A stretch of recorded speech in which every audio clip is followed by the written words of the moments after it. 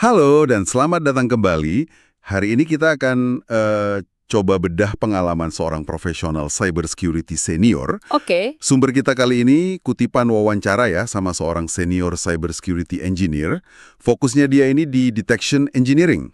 Menarik. Dan lingkungannya, wah ini yang seru. Multi-cloud, jadi pakai Google Cloud Platform, GCP, terus pakai juga Amazon Web Services, AWS, plus ada tantangan Kubernetes juga. Wah, lengkap ya? Lengkap. Kita juga bakal dengar sedikit soal lika-liku karirnya di Blue Team sama SOC, Security Operations Center itu. Sip. Jadi ya, tujuan kita sekarang ini mau coba saring poin-poin penting lah ya dari pengalamannya dia. Yang praktis gitu ya? Betul. Fokus ke tantangan data ephemeral di cloud sama kontainer, itu kan unik ya. Terus gimana dia terus belajar? Penting banget kan di bidang ini? Pasti. Gimana dia, meniti karir sambil jaga keseimbangan hidup? Intinya, gimana sih rasanya jadi garda depan pertahanan siber zaman sekarang? Mari kita gali bareng-bareng. Oke. Ini kesempatan bagus sih buat lihat gimana praktek di lapangan sebenarnya. Diskusi ini kayaknya bakal nyentuh inti tantangan detection engineering modern ya. Apalagi dengan infrastruktur cloud native yang dinamis banget. Iya kan? Tapi lebih dari itu, kita juga bakal lihat sisi manusianya. Tekanan buat belajar terus, realita ekspektasi karir, bahkan sampai pengalaman unik di konferensi kayak DevCon. Jadi bukan cuma teknis doang nih. Benar. Ada strategi bertahan dan berkembangnya juga ya. Nah, itu dia. Oke, kita mulai dari peran utamanya dulu ya. Si narasumber ini kita panggil aja JB. Dia Senior Cybersecurity Engineer di Blue Team. Tugasnya ada 2 pilar utama nih. Apa aja tuh? Pertama, data engineering. Jadi dia mastiin data dari macam-macam sumber endpoint, cloud, jaringan, itu masuk lancar ke pipeline CM mereka.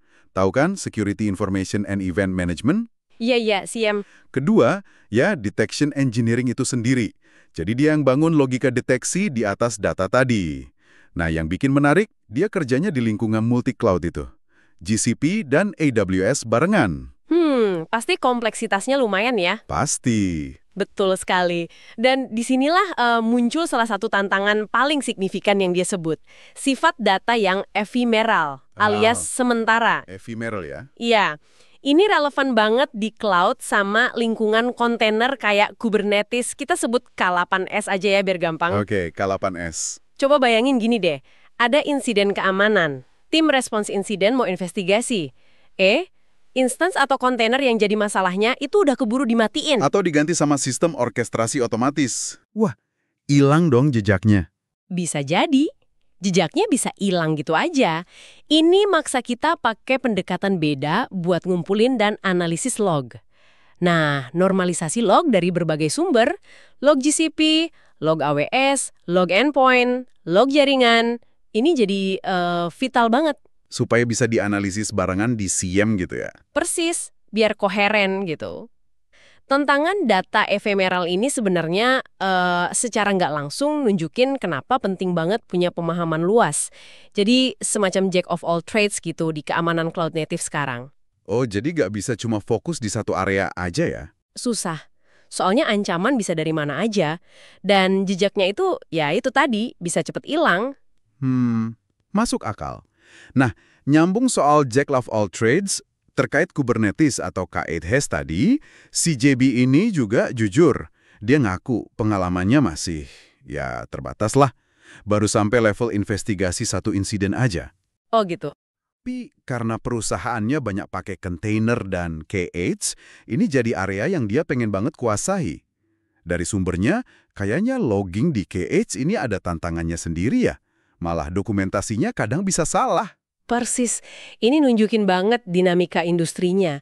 Teknologi baru kayak K8 diadopsi cepet banget, dan para praktisi keamanan, ya mau senior mau junior, harus terus belajar. Nggak ada berhentinya ya? Nggak ada. Logging di K8 itu emang, kompleks, lapisannya banyak, konfigurasinya bisa macam-macam banget. Sumber kita nyebut soal dokumentasi yang kadang kurang pas atau malah bikin bingung. Nah, ini nambah lagi tingkat kesulitannya. Waduh. Tapi menariknya ada juga usaha dari komunitas buat ngatasin ini. Misalnya ada alat kayak Kubernetes yang dibikin sama Graham Hilton. Tujuannya itu buat memetakan dan menstandarisasi pemahaman kita soal taktik serangan khusus buat lingkungan K8S. Mirip kayak Mitre ETTK itulah, tapi ini buat K8S. Oh, kayak Mitre FTTK tapi spesifik K8S ya? Iya, kurang lebih gitu. Ini nunjukin betapa perlunya kita paham vektor serangan baru di K8S. Oke. Nah, ngomong-ngomong soal belajar terus nih. Si JB ini baru aja ikut kursus SANS FOR 508. Oh ya? Itu DFIR ya? Betul. Digital Forensics and Incident Response. Fokusnya di Forensic Windows. Dia bilang, ini salah satu kelas SANS terberat yang pernah dia ambil. Wah, kenapa tuh? Materinya dalam banget katanya. Bahas analisis memori, prefetch, terus pakai banyak banget alat forensik, termasuk yang dari Eric Zimmerman itu. Kenapa sih alat-alat Zimmerman ini sering banget disebut? Eric Zimmerman itu, udah kayak legenda lah di komunitas forensik digital. Dia bikin banyak banget alat forensik open source yang sangat berguna dan efektif buat analisis artefak Windows. Oh, pantesan. Jadi kalau kursus kayak FOR 508 pakai alatnya dia, itu artinya kursusnya fokus ke praktek lapangan yang relevan dan ya terkini lah. Nah, yang paling seru dari FOR 508 ini biasanya itu capture the flag atau CTF di akhir kelas. CTF ya? Kayak lomba hacking gitu. Bukan CTF hacking biasa ini, tapi simulasi investigasi insiden di lingkungan Active Directory atau AD yang realistis banget. Jadi peserta dikasih peta jaringan, petunjuk dikit, terus suruh bedah mesin-mesin yang udah kena retas. Terus ngapain? Ya, bikin kronologi kejadiannya, terus bikin laporan insiden. Pengalaman praktisnya dapat banget. Wah, seru banget itu kayaknya. Dan timnya JB menang lagi CTF-nya. Keren. Tapi dia cerita tantangan terbesarnya malah di koordinasi tim, soalnya ada yang ikut remote, ada yang in-person, campur gitu. Oh iya, pasti beda ya dinamikanya. Mereka pakai macam-macam alat kayak otopsi, bahkan ada yang sampai mindahin datanya ke lab pribadi pakai ILK atau Splunk buat dianalisis. Nah, ini jadi mikir juga, JB sendiri ngerasa ikut kelas SANS in-person itu lebih ada nilainya karena interaksi langsung. Emang pengalaman in-person selalu lebih bagus ya dibanding remote buat training teknis gini? Itu preferensi personal sih dan valid banget. Interaksi langsung sama instruktur, sama peserta lain di kelas in-person itu emang susah digantiin ya.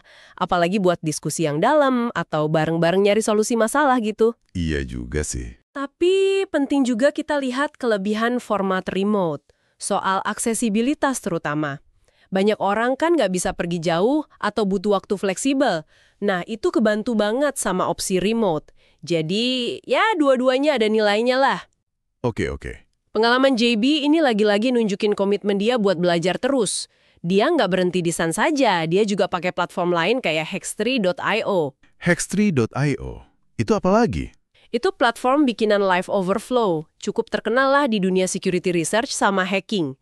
JB pakai itu buat dalemin lagi soal Android hacking, bidang yang dulu pernah dia tekuni. Oh, dia pernah di Android hacking juga? Pernah, sebelum balik ke Blue Team. Nah, rencana dia berikutnya fokus ke Kubernetes, K8S tadi, sesuai kebutuhan kerjaan. Ini contoh lagi soal strategi Jack of all trades tadi, bangun pemahaman luas biar tetap adaptif. Jadi dia terus nambah skill ya sesuai kebutuhan. Semua proses belajar ini pasti ngebentuk jalur karirnya dong ya? Dan perjalanan karir si JB ini menarik loh, nggak lurus-lurus aja. Gimana tuh? Mulai dari sysadmin, terus pindah ke SOC, Security Operations Center, jadi Blue Team Engineer, sempet belok ke AppSec, Application Security, fokusnya di Android MedTech. Oh, di MedTech. Iya, terus balik lagi jadi Blue Team Engineer di perusahaan MedTech lain. Ini nunjukin banget ya fleksibilitas sama dinamika karir di cybersecurity. Sangat dinamis ya, Man. Dan ini nyambung nih ke perdebatan menarik yang disinggung di sumber kita. Soal ekspektasi buat analis SOC entry level. Oh iya, gimana tuh perdebatannya? Ada pandangan, ini dikaitin sama Marcus Hutchins ya, yang malware tech itu. Seolah-olah bilang kalau pemula SOC itu harus punya pengalaman 5-6 tahun, punya CISP, jago jaringan, bisa coding, ngerti sysadmin. Wah, tinggi banget standarnya. Kayak udah senior aja. Banget, tapi pertanyaannya apa realitanya gitu?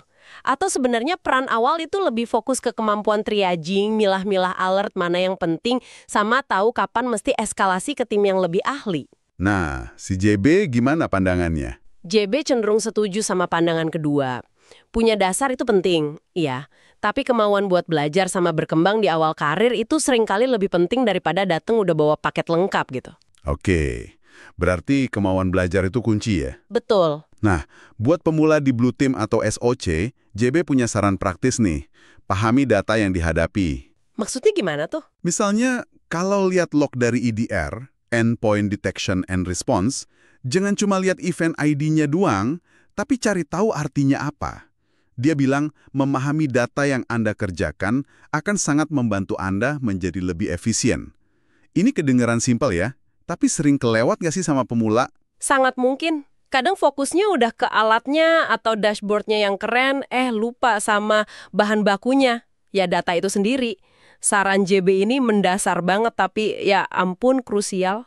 Bener juga ya. Nah, ngomongin tuntutan kerja yang tinggi, menarik juga lihat strategi JB biar nggak burn out. Oh iya, gimana caranya? Bidang ini kan tekanannya tinggi. Dia pakai pendekatan musim atau seasons. Ini dia adopsi dari istrinya. Artinya, ada periode dia gaspol, belajar intensif banget. Misal, bangun jam 5 pagi sebulan penuh buat ngejar sertifikasi. Wow. Tapi habis itu, dia balik lagi ke ritme yang lebih seimbang.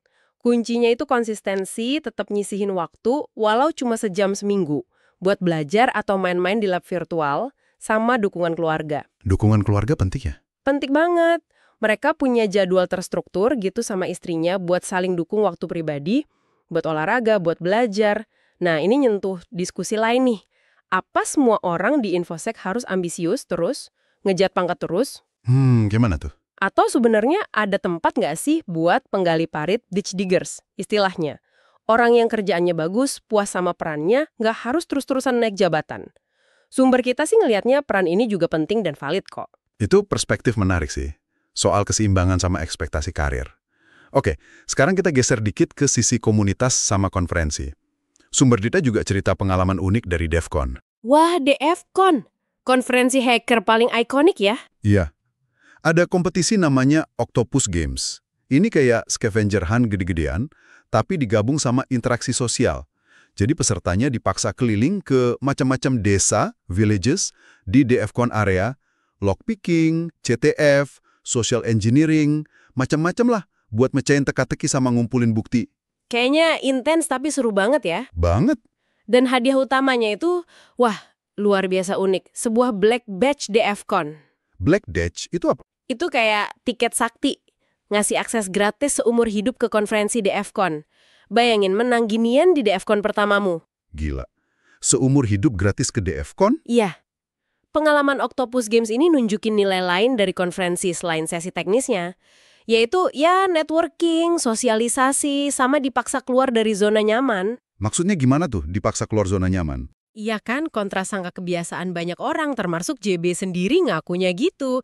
Yang cenderung nongkrong aja di 1 atau 2 village favorit, misalnya di CTF terus atau di lockpicking terus. Nah, game kayak gini maksa kita interaksi lebih luas, ketemu orang baru, menjelajahi keragaman komunitas hacker itu sendiri. Ini bisa jadi pengalaman yang, wah, memperkaya perspektif banget. Oke, jadi banyak banget ya yang bisa kita ambil dari obrolan berdasarkan sumber wawancara ini.